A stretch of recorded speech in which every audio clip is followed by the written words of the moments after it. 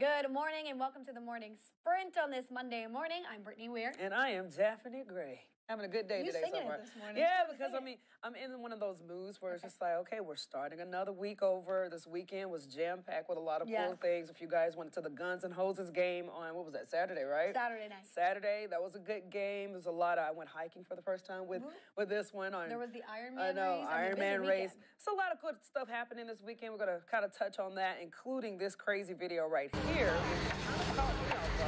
Surely that's not our area.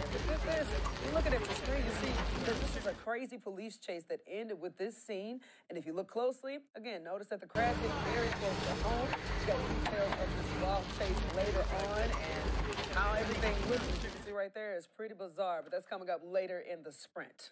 All right, and now we want to get on to a story that we've been following for a while now about a local pool and the community coming together for this pool. The community has raised a little more than $2,000 to help rebuild the pool house at Randolph Park in Pulaski County. Right now, you're seeing video of the fire that happened just a couple weeks ago. They're now just $8,000 away from their goal, but they say the pool house is considered a total loss after a massive fire just before Memorial Day weekend. We do have insurance, and insurance is we're going to put every dime we get back into rebuilding the pool. It may cost more than what insurance may provide. So anything raised, any nickel raised will be reinvested back into rebuilding the pool facilities. So the goal is to raise $10,000, and if you would like to donate, we'll have a link on our website at WSLS.com. But glad they are getting off to a good start there, and we'll hopefully be able to rebuild soon. And hopefully the community steps in because, again, what it says, we only got 8,000, right, Rebecca? 8,000 to go. So yeah, if you guys can come on, we can make that happen in 24 hours if y'all wanted to. So let's make that happen for that community. Something else that's exciting that's coming right now, we got the 611 locomotive back in the Star City. Fans from far and wide came to see the Queen of Steam this weekend, since the engine still is hot, so people had a chance to blow the whistle on the iconic Roanoke symbol. It's a moment some people say that they've been looking forward to forever. A very wonderful and loving experience, because if a lot of people know, steam engines was killed back out in the 50s and 60s by the diesels, and seeing an actual operating steam nowadays is, well, it's rare. Now, if you missed it, don't worry. People at the Virginia Museum of Transportation say that there may be something else exciting in the works. 611 steam excursions may be coming back to Virginia. While no dates have been set yet, officials expect them to take place later this year. Now, Rebecca, you're a big fan of trains, aren't you? Yes, me, both myself and my fiance love trains. Yeah. We were very excited. We actually went and saw the 611. Well, so we were driving back from Smith Mountain Lake on Friday. And as we were coming into Vinton, we saw it ahead of us on the tracks, like right by all that manufacturing plant. Yeah. And Philip was like, get to the apartment, we have to see it. So we raced back, and then we ran from our parking garage all the way to the footbridge that goes across into downtown. Yeah. And we stood over the footbridge as the train came through, and then Sunday morning we went and we actually saw it, and he got to toot the horn. Yay! Yeah, it was really exciting, and it was a really good thing that, he and I just kind of like share that passion with. I swear, I love that. So if you guys are interested, or if you did go out, we want to see your pictures and stuff. Hopefully you can put it in our pin it section on our website, WSLS.com. Leave the comments in the comment section how that experience was, and we would like to hear from you. Yeah, a lot of people are excited about that this weekend. So, Rebecca, you're not alone. Yes. A lot of people went out and saw. All right, now we want to get to a story out of the Hill City. A Lynchburg elementary school student is being hailed a hero for her out-of-the-box thinking. AAA recently named 5th grader Tenley Turnbow an outstanding school safety patroller. Well, she received the award for helping speed up dismissal at Paul Monroe Elementary School. Tenley came up with the idea to have patrollers walk students to the buses instead of the class assistants. So, good job there and getting that award. Congratulations, girl. I bet that was like super exciting for her to get that, because anytime you can do anything homeowner or whatever to help out other people, you get recognized by AAA. Man, shout out to you. Congratulations for that. You saw that picture of her there. She had a big smile on her face. Very excited.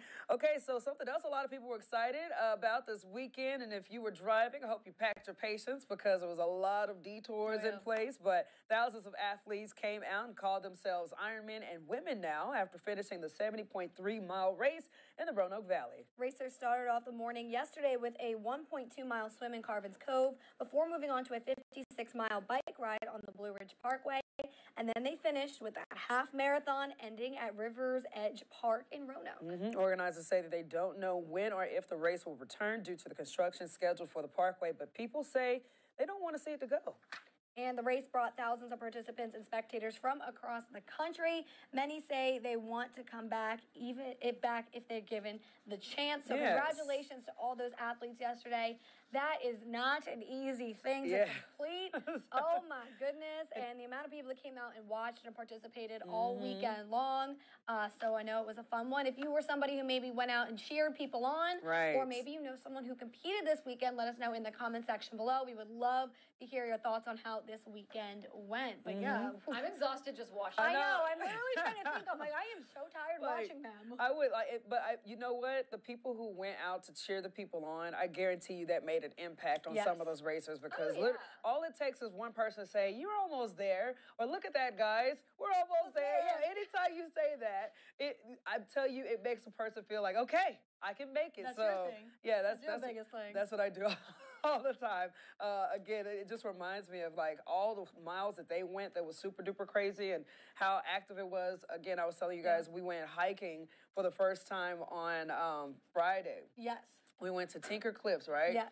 And within the first 3 minutes, I said we're almost there, thinking that, oh, this is probably going to be over in 2 seconds. Nope, I was talking the whole time because, oh my God, I'm still hurting. I really don't think there was one silent moment. You were talking, it was 4 miles up and 4 miles back. I was trying to convince myself that, okay, this is not as bad as it. Yeah, so them Ironman Challenge people, man, I know y'all are a lot more in shape than I am, but I guarantee you just that little bit of push is going to help you go all the way. Yes, all right. And so we had a beautiful weekend for that race and for our hike and everything else people did this weekend. So we have meteorologist Chris Michaels here to tell us if that beautiful sun is going to continue this week. Hey there, guys. Happy Monday to you. Beautiful today as we see clouds decreasing from north to south. So all that cool yuckiness from yesterday, that's out of here. High temperatures in the NRV, middle to upper 70s everywhere else, about 78 to 82. Even warmer tomorrow. We'll track a few passing showers on Wednesday. Have a great rest of your Monday. I'll see you this time tomorrow morning on The Sprint. All right, Chris, thank you so much, man. Obviously, like you said, a big jam-packed weekend, and one of those was the Guns N' Roses game. Yeah, lots of events going on. So we went out on Saturday night to the Salem Red Sox Stadium to see the Guns N' Roses charity softball game, which is the police and firefighters. This was the 18th annual showdown for them. There were American flags on display as police and firefighters dueled it out on the field. And the Hoses took home the win this year with a score of 25-21. Lots of families came out to support their local heroes as well as fellow public servants who came to cheer their colleagues on. And the proceeds from the game go to Roanoke Valley Ronald McDonald House. So we got to figure out exactly what the total is of how much was raised. I don't think that was released just yet. I'll have to reach out to CJ and see what the total was. But if you were someone who made it out to the game, again, let us know in the comment section below your thoughts, what your favorite part was. Like we told you, Jaffy and I were actually out there for the game. Yes. We had a lot of fun. We did. Oh, we had the blast. Number 27 was... There he is. Number 12 is 27 right there. Yes, that was a big dude. When I tell you, he looked like he had been playing for like 1,000 years. But it's super sweet, and I think everybody was just in such a nice mindset, nice headset, all that good stuff. Yeah, good times. And so thank you guys for everyone for playing and making it a fun night as well. So speaking of outdoors, get this, we're going outdoors and beyond in the Blue Ridge, and Pipestem State Park in West Virginia is rolling out all kinds of new adventures for the family this summer. And the park invested millions of dollars in Pipestem Adventures, which gives people an experience that goes beyond just camping. So there's a guided zipline experience that goes over the forge and takes more than 3 hours to complete. That sounds, that's a whole other feat itself. Yeah, so there are also new water features in the pool as well. It's family-friendly inflatable kayak tours and a separate package that includes everything from axe throwing to skeet shooting. You can find more details at our website at WSLS.com. But please let us know, would you do this? I feel like this would be an adventure that you definitely would do, Brittany. I don't know. I like it. It's a good idea.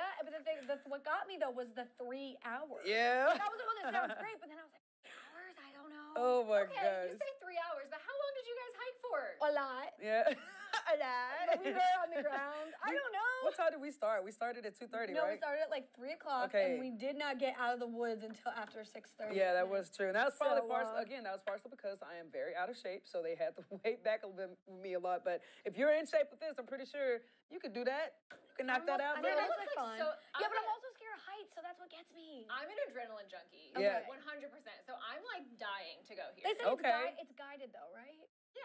Okay, Well, maybe I can make a friend up there. Yes. I don't know. I would love to. I'll be down. I'll be on the ground cheering both of you guys on. Alrighty. So get this. There are a variety of factories throughout our country, but we have the first ever plastic kazoo factory. It's the only one. Says that there are thousands of kazoos inside the building. They have characters and an American flag made out of them. I know, Kazoo Museum and more. Says Bart, this particular person also said that they sent kazoos to 6 different continents. So, yeah, I wouldn't have known that this was a thing. I didn't know it was a thing, and they make little videos with them. So I guess everyone has their. They make little videos with it. I don't know. To me, this is very random. Like, I mean, everyone has their thing that they get Yes. excited about, and props to them, and they collect them. And look, those families are having a good time, but it's very random. Come on. Yeah, no, I has to get be. you. But have everybody? My question is this: you're driving through South Carolina. Yes. On your way to the beach, you're on the way to a destination down south. Maybe you're going to the Redneck Riviera in Florida. I don't know. You pass this on the side of the road. You see a billboard. Yes. Kazoo Museum. Yes. Are you stopping? No. No, I'm sorry. I'm type of like I'm that's so sorry. It's a trap. No, but seriously, I wouldn't. Like Brittany said, I'd be like, oh, that's cute. That's cute. That's different. And then keep driving. Yeah, exactly. But yeah, so have you guys ever owned a kazoo before? Like, Yeah, I'm pretty sure I feel y'all. like you have a little party favor thing. Okay, or that whatever. is Yeah. true. One of those, I was a harmonica player. I would have one of those little things. But that's what it reminds me of. Like, I'm pretty sure it brings back a lot of people's childhood, which is why I think it's still like existing. the old jail harmonicas, like the old man just Yep. sitting there. Yeah, Yeah, that's what it sounds like. Yeah, well, That's what it's like. either Well, if you're way. somebody who would stop at this museum, or maybe you've been, I don't know, let us know. We'd love to hear about it. We definitely would. All right. Okay, so guys, check this out. This is this crazy video we were telling you guys about, okay? If you're looking at your screen right now, you see that, okay, it's a regular scene, but that's one. But you're gonna see how cuckoo for Cocoa Puffs this other site is. Right there, bam, right on top of vehicles. This is downtown Roanoke. We ended with a crashed vehicle and a suspect in custody. So this is what had happened, okay? And Roanoke, I don't know why y'all were tripping this weekend. Here we go. So what happened around 11:30. Police said the chase started on Wednesday when they noticed the car didn't have its lights on and that it had hit a curb. And the chase continued to downtown where the suspect ultimately crashed. Fortunately, no one was hurt. They were arrested and charged with felony eluding reckless driving and driving with no headlights. From that video, you can see that looks like it's in the parking lot right by corned beef. Oh. Yeah. Gosh. But yeah, from the one video, you saw you guys right in the background. God, So there it this is goes. the parking lot, that area right by corned beef. I'm forgetting the names of the streets right now. I'm so sorry, Oh, guys. it's okay. There's Jefferson and Jeff- what is that? Campbell. Man. I think it's Jefferson and Campbell. But that's bizarre. Like, what would you do? A lot of people probably were going out and stuff. What would you do if you came out and saw a car sitting on top of another vehicle? That's I was like, have you called 911 yet? On the sidewalk. There could have been people walking. Exactly. Yeah, it was by the grace of God that nobody was in the vehicles injured. Even the driver himself, if you look right there on the side, it looked all jacked up. He wasn't even injured. So again, shout out to our first responders getting down there, clearing that up, and obviously they were tracking this particular individual because it seemed like something was going wrong, and then it ended like this. But could have been worse. This is something that was just like, I know this ain't in Roanoke, and don't know that it is. Right. There you go. Don't run from the cops and just, follow the law. That's how we're going to say. I want to know what y'all thoughts about this. Put it in the comment section so we can probably chat it up. All right, and if you guys need something to watch tonight, the new season 15 of American Ninja Warrior, it begins tonight on NBC. So the show went big with course changes and 7 new obstacles, which is the most ever in one season. The mega wall, also half a foot higher. I know people already struggle with that as it is. So. So ninjas race head-to-head to determine the final quarter each week, and you'll see quite a few ninja veterans. But as always, some new competitors who are often realizing the dream to compete. Says the American Ninja Warrior again returns tonight at 8 p.m. right here on NBC. I don't know about you guys, but I remember watching Ninja Warrior when it was just Ninja Warrior.